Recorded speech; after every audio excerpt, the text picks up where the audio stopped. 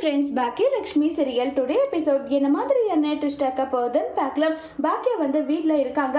அப்போ ஈஸ்வரி எல்லாருமே கோபியோட மனசை மாற்றணும்னு சொல்லிட்டு ட்ரை பண்ணுறாங்க. இங்கே பாரு கோபி, நீ என்ன பண்ணுவ ஏது பண்ணுவன்றதால எனக்கு தெரியாது. நீ கண்டிப்பாக ஹாப்பியாக நீ இருக்கணும். அந்த ராதிகா கூட போனால் உன்னால் சந்தோஷமாக நிம்மதி இருக்க முடியாது. அதனால நீ என் கூட நல்லா சொல்லிட்டு பேசிட்டு இருக்காங்க. இதை கேட்டதும் பயங்கரமாக ஃபீல் ஆகிட்டு இருக்காங்க கோபி. எப்படிமா என்னால் எப்படிமா அப்படி இருக்க முடியும், என்னால் அப்படி இருக்க முடியாதுமா, தயவு செஞ்சு புரிஞ்சுக்கோங்க நல்லா சொல்கிறாங்க. இங்கே பாரு கோபி, நான் உன்னுடைய அப்பாவை இழந்துட்டு நான் படுற கஷ்டமே போதும். உன்னையும் இழக்க நான் விரும்பலை. தயவு செஞ்சு நீ என்னை அக்செப்ட் பண்ணிக்கோ. நீ நான் சொல்கிறத கேளுன்னு சொல்லிட்டு அதே மாதிரி தான் அங்கே இனியவும் சொல்லிக்கிட்டு இருக்காங்க. அதே மாதிரி ஒருத்தர் மாற்றி ஒருத்தர் மாறி மாறி சொல்லிக்கிட்டு இருக்காங்க. இதை கேட்டு கோபி ஒரு பக்கம் ஃபீல் ஆகிட்டு இருக்காங்க.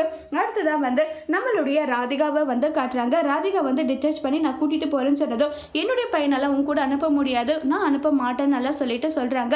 இதை கேட்டதோ ரொம்பவே ஃபீல் ஆகிட்டு அப்படியெல்லாம் ஒன்றும் வேண்டாம், தேவையில்லாத வேலையெல்லாம் எதுவும் பண்ண தேவை கிடையாது, நான் என் பையனை அனுப்ப மாட்டேன்னு சொல்லிட்டு ரெண்டு பேரும் மாறி மாறி பிரச்சனை பண்ணிட்டு இருக்காங்க.